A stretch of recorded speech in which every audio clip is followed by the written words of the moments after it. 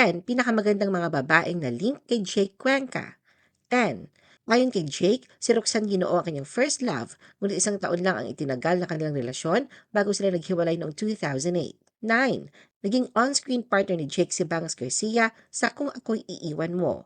8. Si Chanel Olive Thomas, isang Phil-Australian beauty queen at model, ay naging ex-girlfriend ni Jake. 7. Long-distance relationship ang dahilan ng paghihiwalay ni Jake at American model na si Sarah Grace Kelly noong October 2016. 6. Close friends sina Jake at Lovie po at na-link din sa isa't isa pero nilinaw ni Lovie na magkaibigan lang sila. 5. Naging magkasintahan sina Jake at Melissa Ricks sa loob ng 2 taon bago naghiwalay noong 2011.